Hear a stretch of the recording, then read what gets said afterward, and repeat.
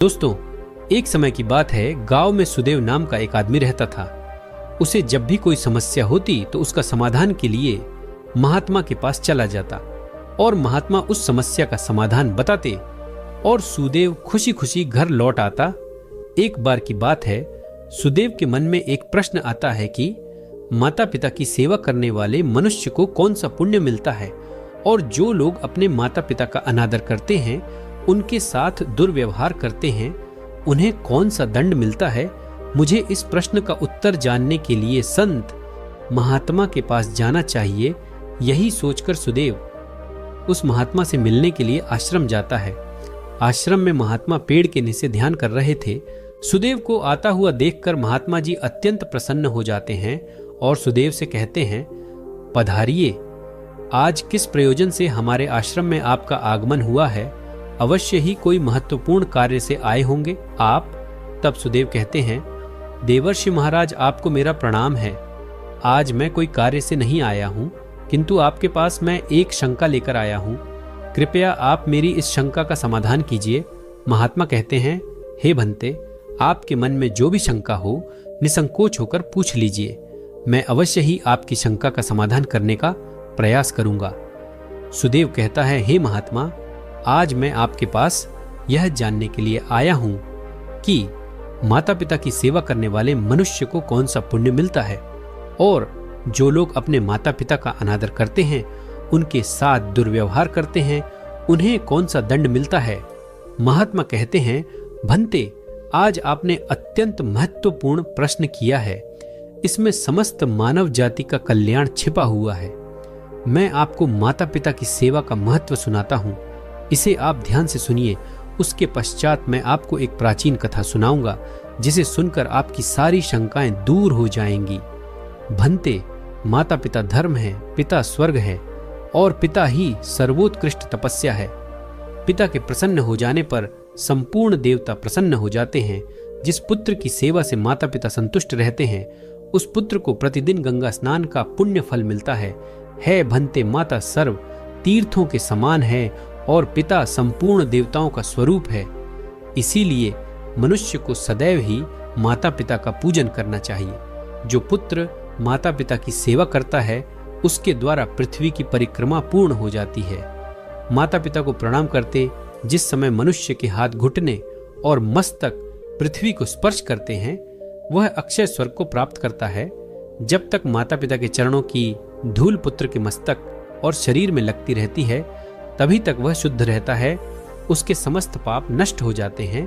अपने माता पिता की सेवा से संतान के करोड़ों जन्मों के पाप नष्ट होते हैं, किंतु जो नीच पुरुष माता पिता की आज्ञा का उल्लंघन करता है, उन पर अत्याचार करता है, वह प्रलय के अंत तक नरक में निवास करता है। जो पापी पुत्र अपने वृद्ध, रोगी, अंधे और बहरे माता पिता को त्याग कर चला जाता है, वह नरक में गिराया जाता है। माता पिता का पालन पोषण न करने से समस्त पुण्य का नाश होता है। माता पिता की सेवा न करके यदि पुत्र तीर्थ और देवताओं का भी पूजन करें तो भी उसे फल नहीं मिलता। हे भंते, माता पिता की सेवा के संदर्भ में एक प्राचीन इतिहास कहा जाता है, जो मैं आपको सुनाता हूँ। जो भी इस प्राचीन कथा का श्रवण करता है, उसके जन्मों के कोटि कोटि पाप नष्ट होते हैं। इसीलिए आप इस कथा को ध्यान से पूरा जरूर सुनिए। सुदेव कहता है, हे महात्मा, मैं इस कथा को पूरा अवश्य सुनूंगा। कृपया आप मुझे वह कथा अवश्य सुनाइए। अब महात्मा सुदेव को वह महान कथा सुनाने लगते हैं। भंते, पूर्व काल की बात। मध्य देश में एक अत्यंत शोभायमान नगरी थी। उस नगरी में पुरुषोत्तम दास नाम का प्रसिद्ध एक ब्राह्मण रहता था। वह अपने माता पिता का अनादर करके उन्हें अकेला छोड़कर तीर्थ स्थान के लिए निकल पड़ता है। उस ब्राह्मण में चमत्कारिक ज्ञान और अद्भुत शक्ति थी। जब भी वह तीर्थों में स्नान करके बाहर निकलता तो उसके वस्त्र आकाश में ही सूखते थे और इस अद्भुत शक्ति पर उसके मन में बड़ा अहंकार हो गया था। वह समझने लगा था कि मेरे समान पुण्यात्मा और महायशस्वी दूसरा कोई नहीं है। फिर एक दिन वह स्नान करके ऊपर की ओर देखते हुए चल रहा था। उसके वस्त्र भी आकाश में सूख रहे थे। इतने में ही एक बगुला आकाश में उड़ता हुआ जा रहा था और ब्राह्मण के कपड़े भी आकाश में सूख रहे थे। तभी वह बगुला ब्राह्मण के वस्त्र से टकरा गया और वस्त्र नीचे जमीन पर किसड़ में गिर गए। यह देखकर उस ब्राह्मण को बड़ा क्रोध आ गया और उसने उस बगुले को भस्म होने का श्राप दे दिया। श्राप के प्रभाव से वह बगुला मरकर जमीन पर आकर गिर पड़ा। उस बगले की मृत्यु होते ही उस पुरुषोत्तम दास के भीतर अहंकार ने प्रवेश कर लिया। उस ब्राह्मण को अपनी शक्ति पर बड़ा घमंड हो गया और फिर उसी पाप के कारण ब्राह्मण के वस्त्र जो आकाश में उड़ रहे थे, अब उसके वस्त्र आकाश में नहीं ठहरते थे। अपनी शक्ति को खोकर उस ब्राह्मण को बड़ा दुख हुआ और वह शोक करने लगा। तब अचानक से आकाश से एक आकाशवाणी सुनाई दी। हे ब्राह्मण, अब तुम परम धर्मात्मा मुख चांडाल के पास जाओ। वहां पर जाने से तुम्हें धर्म का ज्ञान होगा। उस चांडाल के वचन तुम्हारे लिए कल्याणकारी होंगे। यह आकाशवाणी सुनते ही ब्राह्मण धर्मात्मा मुख चांडाल के घर की तरफ जाने लगा। जब वह उस धर्मात्मा मुख चांडाल के घर पर पहुंचा तो उसने देखा कि वह चांडाल सब प्रकार से अपने माता पिता की सेवा में लगा है। ठंड के दिनों में वह चांडाल अपने माता पिता के स्नान के लिए गर्म जल देता उनके शरीर पर तेल लगाता था। गर्मी के मौसम में वह प्रतिदिन माता पिता को पंखा चलाता था। इस प्रकार से रोज माता पिता की सेवा करके ही वह भोजन किया करता था। इन्हीं पुण्य कर्मों के कारण उस चांडाल का घर आकाश में तैरता था। उस घर को किसी खंबे का आधार भी नहीं था, मानो वह घर आकाश में उड़ रहा हो। साक्षात विधाता ब्राह्मण का वेश धारण करके उस चांडाल के घर में विचरण कर रहे थे, जिससे उस चांडाल के घर की शोभा बढ़ रही थी। यह सब विचित्र प्रकार का दृश्य देखकर उस पुरुषोत्तम दास ब्राह्मण को बड़ा विस्मय हुआ।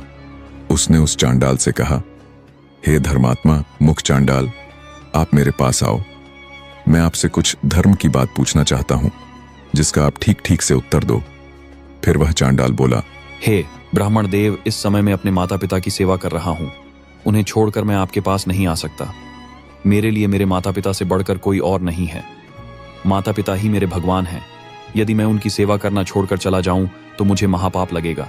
इसीलिए मेरे माता पिता की सेवा करने के बाद ही मैं आपसे मिल सकता हूँ। इसीलिए कृपया आप थोड़ी देर तक द्वार पर ठहरे, तब मैं आपका अतिथि सत्कार अवश्य करूंगा। उस चांडाल के इतना कहते ही पुरुषोत्तम ब्राह्मण आग बबूला हो गया और बोला, हे चांडाल, मुझ ब्राह्मण की सेवा करना छोड़कर दूसरा कौन सा कार्य बड़ा हो सकता है। फिर वह चांडाल बोला, हे ब्राह्मण देवता, गुस्सा क्यों कर रहे हो? मैं वो बगुला नहीं हूं जिसे आपने श्राप देकर भस्म कर डाला। बगुले पर आपका श्राप प्रभाव डाल सकता है, किंतु मुझ पर नहीं। अब आपकी धोती ना तो आकाश में सूखती है ना ठहर पाती है, और मैं जानता हूं आप आकाशवाणी सुनकर मेरे पास आए हैं। इसलिए मैं पुनः कहता हूं, आप थोड़ी देर रुकिए, मैं आपके प्रश्न का उत्तर अवश्य दूंगा। अन्यथा आप उस पतिव्रता स्त्री के पास जाइए। उस पतिव्रता स्त्री का दर्शन करने पर ही आपका कार्य सिद्ध हो जाएगा। उसके पश्चात जो विधाता ब्राह्मण का रूप धारण करके चांडाल के घर में बैठे हुए थे, उन्होंने बाहर आकर उस पुरुषोत्तम ब्राह्मण से कहा, हे ब्राह्मण, चलिए, मैं आपको उस पतिव्रता देवी के घर लेकर चलता हूँ। फिर उस पुरुषोत्तम ब्राह्मण ने कुछ देर तक विचार किया और उस ब्राह्मण के साथ चल पड़ा, जो साक्षात विधाता ही थे। पतिव्रता स्त्री के घर की तरफ जाते समय रास्ते में उस पुरुषोत्तम ब्राह्मण ने उस ब्राह्मण रूपी विधाता से पूछा, हे ब्राह्मण, आप ब्राह्मण होते हुए भी इस चांडाल के घर में किस लिए निवास करते हैं? ब्राह्मण रूपी विधाता ने कहा, हे ब्राह्मण, इस समय तुम्हारा हृदय शुद्ध नहीं है। तुम्हारे मन में क्रोध और द्वेष है। इसीलिए पहले तुम उस पतिव्रता स्त्री के दर्शन करो, उसके बाद तुम मुझे ठीक से जान सकोगे। पुरुषोत्तम ब्राह्मण ने पूछा, हे महात्मा, वह पतिव्रता स्त्री कौन है? उसका शास्त्र ज्ञान कितना बड़ा है और किस कारण से मैं उसके पास जा रहा हूं? कृपया मुझे बताइए। ब्राह्मण रूपी विधाता बोले, हे पुरुषोत्तम, नदियों में गंगा जी श्रेष्ठ हैं और स्त्रियों में पतिव्रता स्त्री ही श्रेष्ठ है। जो पतिव्रता नारी प्रतिदिन अपने पति और परिवार की सेवा में सेवारत रहती है, अपने परिवार का मान बढ़ाती है, वह अपने पिता के कुल और पति के कुल दोनों कुलों की पीढ़ियों का उद्धार कर देती है। फिर पुरुषोत्तम ब्राह्मण ने पूछा, हे द्विज, कौन सी स्त्री श्रेष्ठ होती है? कृपया आप मुझे ठीक से समझाइए। ब्राह्मण रूपी विधाता बोले, हे ब्राह्मण, जो स्त्री पति संतान और उस घर के बुजुर्गों से स्नेह करती है, जो गृह कार्य करने में दक्ष है और भोजन बनाने के समय माता के समान आचरण करती है, और जो विपत्ति में अपने पति को उचित सलाह देकर एक मंत्री का काम करती है, वह स्त्री श्रेष्ठ मानी गई है। जो स्त्री अपने पति के अलावा अन्य पुरुषों को भाई, पिता और पुत्र के समान मानती है, वही सच्ची पतिव्रता होती है। हे ब्राह्मण, तुम अब उस पतिव्रता के पास जाओ और उसे अपना मनोरथ सुनाओ। उस पतिव्रता नारी का नाम शुभाषिनी है। उसके हृदय में दया और करुणा है। वह बड़ी यशस्विनी है। उसके पास जाकर तुम अपने हित की बात पूछो। इतना कहकर ब्राह्मण रूपी विधाता उस स्थान से अंतर्ध्यान हो गए। यह देखकर उस ब्राह्मण को बड़ा आश्चर्य हुआ। फिर उस पुरुषोत्तम ब्राह्मण ने उस पतिव्रता के घर जाकर उसके बारे में पूछा। द्वार पर आए उस ब्राह्मण अतिथि को देखकर वह स्त्री द्वार पर खड़े उस ब्राह्मण के सामने आई। जब पुरुषोत्तम ब्राह्मण ने उस स्त्री को देखा तो उसने प्रसन्नतापूर्वक कहा, हे देवी, आपने जिस प्रकार से जीवन में अनुभव लिया और सीखा है, उसी के अनुसार सोचकर मुझे कोई धर्म की बात बताओ। फिर वह स्त्री बोली, हे ब्राह्मण देवता, इस समय तो मैं अपने पति के भोजन और घर के बुजुर्गों की सेवा में व्यस्त हूँ। अभी मेरे पास समय नहीं है, इसीलिए आपका कार्य मैं बाद में करूंगी। इस समय आप मेरा आतिथ्य स्वीकार कीजिए। इस पर वह पुरुषोत्तम ब्राह्मण बहुत क्रोधित हो उठा और बोला, हे कल्याणी, इस समय मैं भूख और प्यास से तड़प रहा हूँ और मैं बहुत थका हुआ हूँ, इसीलिए तुम अभी मेरा कार्य करो, अन्यथा मैं तुम्हें श्राप दे दूंगा। तब उस पतिव्रता शुभाषिनी ने कहा, हे ब्राह्मण देव, मैं वह बगुला नहीं हूँ जिसे श्राप देकर आप यूं ही मुझे भस्म कर डालेंगे। अभी मेरे पास समय नहीं है, इसीलिए आप धर्म तुलाधार के पास जाइए और उन्हीं से अपने हित और धर्म की बात पूछिए। अभी मैं आपके प्रश्नों के उत्तर के लिए समय नहीं दे सकती। इतना कहकर वह घर के भीतर चली गई। तभी अचानक उस स्थान पर विधाता ब्राह्मण का रूप धारण करके फिर प्रकट होते हैं। उन्हें देखकर वह पुरुषोत्तम ब्राह्मण आश्चर्यचकित हुआ और उनके पास जाकर कहने लगा, हे विप्र, आप अचानक से कहां अदृश्य हो गए थे? मुझे आपसे एक बात पूछनी है, कृपया ठीक ठीक इसका जवाब दीजिए। पहले मैं उस चांडाल के पास गया, उसे मेरी बगुले को श्राप देने वाली बात पता थी और अब इस नारी को भी मेरे द्वारा उस बगुले को दिए गए श्राप के बारे में पता था। यह दोनों ही उस घटना के बारे में कैसे जानते हैं? इन्हें किसने और कब बताया कि मैंने बगुले को श्राप दिया है? इस बात को सोचकर मुझे बड़ा विस्मय हो रहा है। ब्राह्मण रूपी विधाता बोलने लगे, हे ब्राह्मण, देवलोग अत्यंत पुण्य और सदाचार के बल के कारण सब कुछ जान लेते हैं। अब आप मुझे बताओ, उस पतिव्रता स्त्री ने आपसे क्या कहा? पुरुषोत्तम ब्राह्मण ने कहा, हे विप्र, उस पतिव्रता स्त्री ने मुझे धर्म तुलाधार के पास जाने का उपदेश दिया है। अब यह धर्म तुलाधार कहां पर रहता है? फिर ब्राह्मण रूपी विधाता बोले, हे ब्राह्मण, चलो मैं आपको धर्म तुलाधार के पास लेकर चलता हूं। इतना कहकर वह दोनों ही चलने लगे। उस पुरुषोत्तम ब्राह्मण ने पूछा, हे विप्र, यह तुलाधार कहां रहता है? तब विधाता ने कहा, जहां मनुष्यों की भीड़ एकत्रित होती है और नाना प्रकार के द्रव्यों और वस्तुओं की बिक्री होती है, उस बाजार में तुलाधार नाम का व्यक्ति अनेक द्रव्य और वस्तुओं को बेचता है। उसने कभी मनवाणी और अपने कर्मों द्वारा किसी का कभी बुरा नहीं किया है। वह जीवन में कभी असत्य नहीं बोला और ना ही कभी दुष्टता की है। वह सदैव ही दूसरे लोगों के अच्छे के लिए काम करता है। वह सभी प्राणियों में समान भाव रखता है। वह प्राण भी दांव पर लग जाए तो भी कभी झूठ नहीं बोलता, इसीलिए उसे धर्म तुलाधार कहा जाता है। फिर वह दोनों ही उस धर्म तुलाधार के यहां पहुंच जाते हैं। पुरुषोत्तम ब्राह्मण ने उस तुलाधार को देखा जो नाना प्रकार की वस्तुओं को बेच रहा था। वह अन्य लोगों से वस्तुओं के संबंध में बातें कर रहा था। बहुत से स्त्री और पुरुष चारों ओर से उसे घेर कर खड़े थे। उस पुरुषोत्तम ब्राह्मण को वहां पर खड़ा हुआ देखकर उस तुलाधार ने मधुर वाणी में पूछा, हे ब्राह्मण, आज यहां पर आपका कैसे आगमन हुआ है?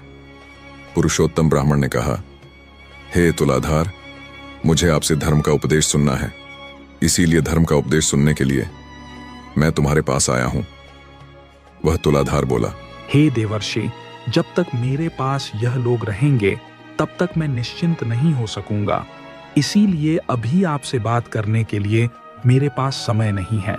आपसे मेरा यही अनुरोध है कि आप अब धर्माकर के पास जाइए, वही आपको समझाएगा कि आपके द्वारा उस बगुले को श्राप देने से आपको कौन सा दोष है और किस कारण से आपकी धोती अब आकाश में नहीं सूखती है। इन सभी प्रश्नों का उत्तर आपको वही धर्माकर ही दे सकता है। आप उसी के पास जाइए, उसी के उपदेश से आपकी कामना सफल हो पाएगी। इतना कहकर वह तुलाधार खरीदी वस्तु में लग गया। फिर उस पुरुषोत्तम ब्राह्मण ने ब्राह्मण रूपधारी विधाता से पूछा, हे मुनिवर, इस तुलाधार को भी मेरे बारे में पता है और अब उसने मुझे धर्माकर के पास जाने का उपदेश दिया है। ब्राह्मण रूपी विधाता ने कहा, हे ब्राह्मण, चलो मैं तुम्हें उस धर्माकर के घर की तरफ लेकर चलता हूं। फिर वे दोनों ही मार्ग पर चलने लगे।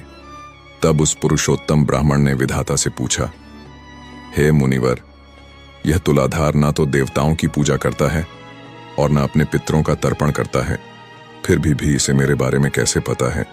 मैंने उस बगुले को श्राप दिया, वह बात यह तुलाधार कैसे जानता है? मुझे बड़ा आश्चर्य हो रहा है। कृपया आप इन सब का कारण बताइए। ब्राह्मण रूपधारी विधाता बोले, हे ब्राह्मण, उस तुलाधार ने सत्य और समता से तीनों लोगों को जीत लिया है। वह सदैव सत्य के साथ खड़ा रहता है, कभी दूसरों के साथ विश्वासघात नहीं करता और इसी सत्य के कारण समस्त देवता, पितृ और पाशगण उससे संतुष्ट रहते हैं। वो तुलाधार इन्हीं गुणों के कारण भूत और भविष्य की बातें जानता है। सत्य से बढ़कर कोई धर्म नहीं है और झूठ से बढ़कर दूसरा कोई पाप नहीं है।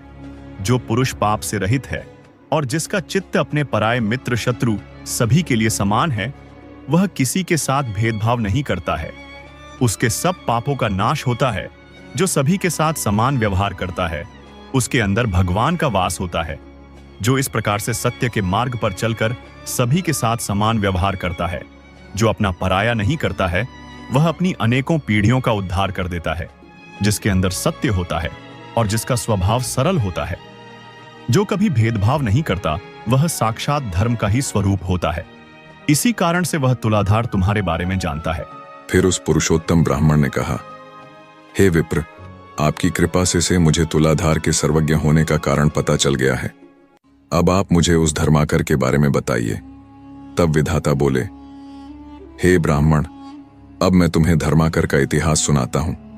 इसे ध्यान से सुनो।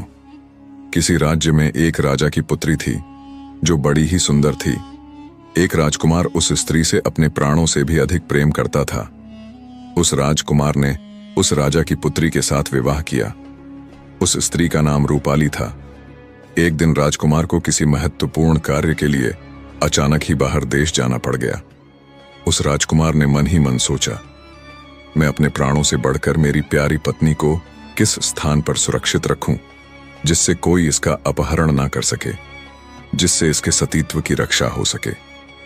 इस विषय में उस राजकुमार ने बहुत देर तक विचार किया और उसने सोचा कि केवल धर्माकर ही मेरी पत्नी के सतीत्व की रक्षा कर सकते हैं। इसीलिए वह राजकुमार अपनी रूपवान पत्नी को लेकर उस धर्माकर के घर पर गया और उसने धर्माकर से अपने मन की बात कही। राजकुमार की बात सुनकर धर्माकर को बड़ा आश्चर्य हुआ। वह बोलने लगा, हे राजकुमार, ना तो मैं आपका पिता हूं, ना भाई हूं, ना बांधव हूं और ना आपकी पत्नी के माता पिता के कुल का हूं। फिर आप अपनी पत्नी को मेरे घर पर क्यों रखना चाहते हैं? अपनी पत्नी को मेरे घर पर रखकर आप किस प्रकार से निश्चिंत हो सकते हैं? फिर राजकुमार बोलने लगा, हे महात्मा, मैं जानता हूं कि आपके समान धर्मात्मा और जितेंद्रिय पुरुष इस संसार में दूसरा कोई नहीं है। फिर उस पुरुषोत्तम ब्राह्मण ने ब्राह्मण रूपी विधाता से कहा, हे मुनिवर, मुझे मेरे सभी प्रश्नों के उत्तर मिल गए हैं। आपके साथ बात करते करते मेरे सभी प्रश्न दूर हो गए हैं। आप अवश्य ही कोई दिव्य पुरुष है। मुझे अब धर्माकर के पास जाने की आवश्यकता नहीं है। आपका बहुत बहुत धन्यवाद। दिव्य महात्मा, किसी शहर में एक बड़ा धर्मात्मा राजा राज करता था। उसके दान धर्म का प्रवाह कभी बंद नहीं होता था। हर जगह राजा बढ़ चढ़कर दान दक्षिणा देता था। एक दिन उसके यहाँ एक साधु आया। उसने राजा से कहा, राजन, सुना है आप बहुत दान धर्म करने वाले राजा हो। आपके द्वार पर आया हुआ कोई भी खाली हाथ नहीं जाता। क्या मैं जो मांगूंगा वह आप मुझे दे सकोगे? राजा बोला, कहिए साधु महाराज, आपको क्या चाहिए? साधु ने कहा, या तो 10 वर्ष के लिए अपना राजपाट दे दो या अपना धर्म दे दो। साधु की बात सुनकर पहले तो राजा चिंता में पड़ गया। फिर सोच विचार कर उसने कहा, महाराज, मैंने राजपाट सब आपको दिया, संभालिए इस राजपाट को। इतना कहकर राजा वहां से बिना कुछ लिए सब कुछ छोड़ छाड़ बिल्कुल अकेला चल पड़ा। चलते चलते मार्ग में एक बगीचा आया। वहीं एक कुआं और प्याऊ भी था। बड़ा सुंदर स्थान था। राजा वहीं विश्राम करने के विचार से ठहर गया। अगल बगल देखने पर उसे एक सुंदर घोड़ा दिखाई दिया, जिसके पास एक सुंदर स्त्री बैठी हुई थी और रो रही थी। राजा को दया आई। उसने उस स्त्री के पास गए और उससे रोने का कारण पूछा। स्त्री बोली, महाराज, मैं एक राजकुमारी हूँ। मेरे पिता और भ्राता सबको शत्रुओं ने मार डाला है। मैं इसी प्रकार जान बचाकर यहाँ भाग आई हूँ। अब आप ही मेरे लिए देवताओं द्वारा भेजे मेरे आश्रयदाता है, अतः मुझे शरण दे। राजा ने कहा, ठीक है, घोड़े पर बैठ जाओ और मेरे साथ साथ चलो। राजकुमारी बोली, नहीं नहीं महाराज, आप ही घोड़े पर चलो। आपके सामने मेरा घोड़े पर बैठकर चलना ठीक नहीं है। राजा घोड़े पर सवार हो गया। चलते चलते दोनों दूसरे राजा के नगर में पहुंचे। स्त्री ने कहा, आप नगर जाकर कोई बढ़िया मकान भाड़े पर ले लो, तब तक मैं यहीं बैठती हूं। राजा ने कहा, मेरे पास तो एक आधी मोहर भी नहीं है, फिर मकान की बात किस मुंह से करूंगा। स्त्री ने कहा, महाराज, रुपयों पैसों की आवश्यकता हो तो मेरे पास से ले जाओ। और उसने निकालकर 5 मोहरें राजा को थमा दी। कुछ समय बाद राजा भी मकान की व्यवस्था कराया और राजकुमारी को लेकर उसी मकान में गया और उसे वहां छोड़कर बाहर से घोड़े और उस स्त्री के लिए भोजन सामग्री ले आया। राजकुमारी ने भोजन तैयार किया और राजा से भोजन करने को कहा। राजा ने कहा, आप भी तो भोजन करो। उसने कहा, नहीं महाराज, पहले आप भोजन कर लें, आपके बाद मैं खा लूंगी। राजा ने भोजन किया, स्त्री ने भी किया। दूसरे दिन उस स्त्री ने कहा, राजन, आपको अधिक कष्ट होता है, काम करने में क्यों ना एक नौकर रख लो। राजा बोला, मेरे पास तो थोड़ा भी धन नहीं है और तुम मुझसे राजाओं की सी बात कर रही हो। स्त्री ने कहा, राजन, आप असमंजस में ना पड़िए। मैं एक राजकुमारी ना हुई होती तो स्वयं इन कामों को कर लाती। आपको कहने भी नहीं जाती। रुपए पैसों की आपको जब भी आवश्यकता पड़े, आप हमसे निसंकोच मांग लिया कीजिए। राजा गया और एक नौकर ले आया। ऐसे ही समय बीतता गया। कुछ दिनों के बाद उस स्त्री ने कहा, राजन, मन बहलाने के लिए कभी कभी यहाँ के राजा की कचहरी में चले जाया करो और वहां की कुछ बातें सुन लिया करो। राजा ने कहा, ठीक है। अब राजा रोज कचहरी जाने लगा। उस नगर का राजा यह समझकर कि यह मेरे मंत्रियों में से किसी का संबंधी होगा, उस राजा से कुछ ना पूछता। इधर मंत्री लोग उसकी आकृति राजा के समान देखकर राज संबंधी जानकर कुछ न बोलते। कुछ दिन यूं ही बीत गए। एक दिन राजा और उसके मंत्री राज दरबार में आपस में उस राजा के बारे में बातचीत की। वह किसी का कोई संबंधी तो था ही नहीं। उनको बड़ा आश्चर्य हुआ। दूसरे दिन राजा ने उससे उसके बारे में पूछा, तब उसने अपनी सारी बात बता दी। उसकी धर्मप्रियता देखकर राजा ने उसका बड़ा स्वागत किया और अपना मुकुट उसके सिर पर रखकर उसकी पगड़ी अपने सिर पर रख ली, अपने सिंहासन पर बैठाया और मित्रता की प्रतिज्ञा की। दूसरे दिन उसे फिर कचहरी में आने का निमंत्रण दिया। राजा ने सारी घटना उस स्त्री से कही। स्त्री ने कहा, ठीक है, आप भी राजा को सारे परिषद सहित तथा नगर को भी न्योता दे आइए। वह पहले तो हिचकिचाया, पर उसके प्रभाव तथा आग्रह को देखकर राजा उस स्त्री की बात मान गया और अगले दिन जब कचहरी गया तो राजा को सारे मंत्री परिषद सहित पूरे नगर को अगले दिन सुबह के भोज के लिए आमंत्रित किया। उस नगर का राजा हैरान होते हुए बोला, कहीं भांग वांग पी ली है क्या? भोज और वह भी पूरे नगर सहित, कहां से करोगे उसका इंतजाम? राजा बोला, खैर जाओ, ठीक है, मनमानी करो, मित्र ही तो हो। शाम को उस नगर के राजा ने एक सिपाही भेजकर पता लगवाया और कहा, जाओ, जाकर देखो तो सुबह के भोज के लिए क्या इंतजाम है। सिपाहियों ने वह जाकर देखा तो वहां कुछ नहीं था। आकर जो था वह राजा को बता दिया। राजा ने कहा, भाई उसने पक्का भांग वांग ही पी रखी होगी। इधर राजकुमार उसको भी चैन न था। उस स्त्री से कहने लगा, वह राजा न जाने मुझे क्या कहेगा। स्त्री ने कहा, महाराज चिंता ना करें, यदि आपको को धैर्य ना हो तो उस बगीचे में देख आए जहां से मुझे आप लेकर आए थे। राजा ने घोड़े पर बैठकर जब देखा तो वहां संपूर्ण देव वर्ग ही कार्य में तत्पर था। अनंत दिव्य अलग अलग पकवान बन रहे थे। उसके आश्चर्य का ठिकाना न रहा। अगले दिन राजा सहित संपूर्ण नगर को भोजन कराया। इस आश्चर्य को देखकर सभी लोग आश्चर्य में डूब गए। नगर के राजा ने भी सारी व्यवस्था और भोजन के लिए उसकी पूरी प्रशंसा की। भोजन उपरांत सारा देव वर्ग अति प्रसन्न हो गए। अब उस स्त्री ने कहा, राजन, आपने उस साधु को कितने दिनों के लिए राज्य दिया था? जरा कागज तो देखो। राजा ने देखा तो समय पूरा हो चुका था। स्त्री बोली, तो अब आप भी अपने राज्य में जाओ और अपना राज्य पाट संभालो। राजा ने कहा, देवी, तुम्हें छोड़कर तो मैं एक कदम भी नहीं जाऊंगा। स्त्री बोली, राजन, आप मुझे क्या समझ रहे हो? मैं आपकी स्त्री नहीं हूं, मैं तो आपका धर्म हूं। जब आपने मेरा साथ नहीं छोड़ा तो मैंने भी आपका साथ नहीं छोड़ा और आपकी स्त्री बनकर आपके साथ रही और आपको किसी प्रकार का दुख नहीं होने दिया। दोस्तों, धर्म के प्रति निष्ठा ही जीवन की वास्तविक सफलता और सुख का मार्ग है। धर्म का पालन करने वाला व्यक्ति चाहे किसी भी परिस्थिति में हो, वह कभी पराजित नहीं होता। धर्म से व्यक्ति न केवल भौतिक सफलता प्राप्त करता है, बल्कि जीवन की गहराई और सत्य को भी समझता है। धर्म के बिना जीवन अधूरा है, लेकिन धर्म के साथ व्यक्ति हर चुनौती को पार कर सकता है। दोस्तों, इस दुनिया में कोई आपके हाथ से छीन कर तो ले जा सकता है, लेकिन आपके नसीब से छीन कर नहीं ले जा सकता। पुराने जमाने की बात है।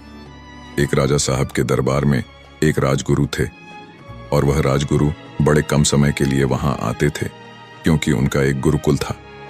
नदी किनारे एक गुरुकुल में गांव के बच्चों को पढ़ाते तो ज्यादा समय गुरुकुल में बिताते थे। एक दिन वह गुरुजी रजमहल आए हुए थे और राजा बड़ी चिंता में थे। तो गुरुजी ने पूछा कि क्या बात है? तो राजा ने बताया कि गुरुदेव, मेरी बेटी विवाह के योग्य हो चुकी है और उचित वर नहीं मिल पा रहा है, क्या किया जाए? तो राजगुरु ने कहा कि लाइए, मैं कुंडली देख लेता हूं। राजगुरु ने कुंडली देखना शुरू किया तो चौंक गए, आश्चर्य में पड़ गए। विलक्षण प्रतिभा की धनी थी वह कन्या और उसका भाग्य बड़ा उज्जवल दिख रहा था। गुरुजी ने उस कुंडली में देख लिया था कि राजकुमारी की जिससे शादी होगी, अगर वह सम्राट है तो चक्रवर्ती सम्राट बन जाएगा। जहां जाएगी उस कुल को आगे लेकर जाएगी, उसको उन्नति के पथ पर लेकर जाएगी, उसका भाग्य चमक जाएगा। और जैसे ही उन्होंने यह सब देखा, गुरुजी के दिमाग में बुराइयां हावी हो गईं। उनको लगा कि अगर ऐसा ही कुछ होना है तो मेरे पुत्र से विवाह हो जाए, इससे मैं मेरे पुत्र के साथ विवाह कर देता हूं, मैं ही महाराजा बन जाऊंगा। तो गुरुजी के मन में विकार हावी हो गए, बुराइयां हावी हो गईं और गुरुजी ने चाल चली। उन्होंने कहा राजा से कि राजा साहब, आपकी पुत्री विलक्षण प्रतिभा वाली है, जिस कुल में जाएगी उसका भाग्य उदय कर देगी, उजाला ही उजाला कर देगी जीवन में। लेकिन अगर आप इसका सीधा विवाह करा देते हैं तो एक अड़चन है कि यह कुल का नाश भी कर सकती है। वह कुल भी खत्म हो जाएगा और आपका परिवार भी खत्म हो जाएगा, ऐसा इसकी कुंडली में लिखा है। राजा चिंता में पड़ गया और बोलने लगा कि क्या किया जाए? तो गुरुजी ने कहा कि एक बड़ा आसान सा उपाय है। आप एक बड़े से संदूक में कन्या को बैठा दीजिए, हीरे जवाहरात आभूषण उसमें रख दीजिए, ताकि कहीं आगे जीवन में इसको दिक्कत ना आए, और उस संदूक को नदी की धारा में प्रवाहित कर दीजिए। स्वेच्छा से जहां यह संदूक जाएगा, जिसके पास पहुंचेगा, उसका विवाह इससे हो जाएगा और इस कन्या से उसके जीवन में उजाला ही उजाला होगा। चाहे वह सामान्य सा व्यक्ति क्यों ना हो, वह राजा महाराजा बन जाएगा। आप चिंता मत कीजिए, मेरी बात पर भरोसा कीजिए। गुरुजी की उस चाल में राजा फंस गया। राजा ने कहा, ठीक है, आप कह रहे हैं तो इतना मान लेते हैं। राजा उसकी बात को मान गया और एक बड़े से संदूक में बैठाया गया। उस कन्या को राजकुमारी नहीं चाह रही थी ये सब, लेकिन पिताजी की आज्ञा थी तो उसे माननी पड़ी। राजा और गुरुदेव एक नदी के पास आए और उस नदी की धार में उसको प्रवाहित कर दिया गया और संदूक को बहा दिया गया। बहुत सारा धन, हीरे, जवाहरात और आभूषण भर दिए गए उसमें। दौड़ते हुए गुरुजी अपने गुरुकुल पहुंचे और बहुत खुश थे कि संदूक आने वाला है। जाकर बच्चों से कहा कि बच्चों सुनो, आज छुट्टी है, कोई पढ़ाई नहीं होगी।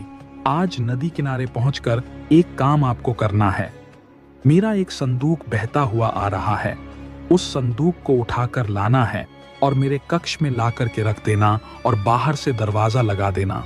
मैं चाहे लाख चिल्लाऊंगा, मत खोलना। बच्चों ने कहा, ठीक है गुरुजी, जो आपकी आज्ञा। बच्चों को तो मजा आ गया, छुट्टी मिल गई। वह पहुंच गए नदी किनारे और नहाने लग गए। इंतजार करने लगे कि संदूक आ जाए बहकर, लेकिन कहते हैं ना कि जो योग है, संयोग है, उसके आगे किसी की चलती नहीं है। वह संदूक नदी की धारा में प्रवाहित होता हुआ बहता हुआ आ रहा था। नदी किनारे एक दूसरे राज्य का राजकुमार अपने सिपाहियों के साथ वहां विश्राम करने के लिए रुका था। वह हाथ मुंह धो रहा था, क्योंकि जंगल में शिकार खेलने आया था तो थक चुका था। उसने देखा कि नदी में एक संदूक बहता हुआ रहा है। उसने अपने सिपाहियों से कहा कि जाओ, जाकर के देखो। सैनिक गए, जाकर उस संदूक को लेकर लाए, और जब उसे खोला तो उसमें एक सुंदर कन्या निकली। राजकुमार चौंक गया। उसने कहा, देवी आप कौन हैं और आप इस हालत में कैसे? तो उस राजकुमारी ने अपना परिचय दिया, सारी बात बताई कि ऐसा ऐसा हुआ है। पिताजी ने एक गुरु के कहने पर मुझे नदी में बहा दिया। तो राजकुमार ने कहा कि अब क्या करना है? तो राजकुमारी ने कहा, पिताजी ने आज्ञा दी थी कि जब बक्सा खुल जाए तब जो भी व्यक्ति मिले उसी से विवाह होगा। राजकुमारी ने राजकुमार से कहा, आप मुझसे विवाह कर लीजिए, मेरे तो जो भी हैं अब आप ही हैं। राजकुमार ने जो आभूषण संदूक में थे उसमें से हीरे की अंगूठी ली और राजकुमारी को पहना दी। सैनिकों ने तालियां बजा दी। विवाह हो गया। राजकुमार ने वह संदूक खाली नहीं भेजा, उस बक्से में एक सामान डालकर नदी में आगे बहा दिया। उधर नदी किनारे वह बच्चे इंतजार कर रहे थे। गुरुजी का आदेश था कि एक संदूक बहते हुए आएगा तो उसे गुरुजी के पास पहुंचाना है। तभी उनकी नजर उस संदूक पर पड़ी जो बहता हुआ आ रहा था। बच्चों ने बड़ी मशक्कत के बाद उसको नदी में से निकाला। संदूक बहुत भारी था। सब बच्चों ने मिलकर उसको उठाया और जैसे तैसे ले जाकर गुरुजी के कक्ष में रख दिया। गुरुजी ने तो आदेश दिया था कि बाहर से दरवाजा लगा देना, तो बच्चों ने बाहर से दरवाजा लगा दिया। गुरुजी अंदर थे और बड़े उत्साहित थे कि संदूक खुलेगा, कन्या इसमें होगी। मैं अपने पुत्र का विवाह इससे करा लूंगा और मेरा भाग्य चमक जाएगा। बिना देरी के उन्होंने संदूक खोला तो संदूक के अंदर एक जिंदा भालू था। वह राजकुमार जंगल में शिकार के लिए आया था तो उसने एक जिंदा भालू पकड़ लिया था। उसने उसी भालू को उस संदूक में बंद कर दिया था। जैसे ही संदूक खुला, जिंदा भालू बाहर निकला। वह तो पहले से ही परेशान हो रखा था। वह गुरुजी पर हमला करने लगा। गुरुजी चिल्लाने लगे, बचाओ बचाओ। बच्चों को उनकी आवाज आ रही थी, लेकिन उनको पता था गुरुजी ने कह रखा है कि कितना भी चिल्लाऊं दरवाजा मत खोलना। एक लड़के ने सोचा कि खोल देता हूं दरवाजा, तो एक शिष्य ने मना दिया कि नहीं। मना किया था। गुरुजी ने सारे बच्चे चुपचाप रहे बाहर, और अंदर भालू हमला कर रहा था बार बार गुरुजी पर। गुरुजी को लगा कि अब तो जान जाने वाली है। तब उन्होंने चौंक उठाई और एक पत्र पर लिख दिया। राजद्वार पर राजकन्या पहुंची ही गई। दोस्तों, जो उसका भाग्य था, जो लिखा हुआ था कि उसकी शादी जिससे होगी वह राजा से महाराजा, महाराजा से सम्राट बनेगा, वह पहुंच गई जहां उसे पहुंचना था। और भालू ने उस गुरु पर हमला किया, जिससे उस गुरुजी का अंत हो गया और उसकी इच्छा का नाश हो गया। दोस्तों, जीवन में जो होना है वह होकर रहेगा। यह कहानी सिखाती है कि अगर आपकी बुराइयां आप पर हावी हो गई तो आपका अंत निश्चित है। इसलिए बुराइयों को अपने ऊपर हावी मत होने दो। इस कहानी को सुनने के लिए धन्यवाद।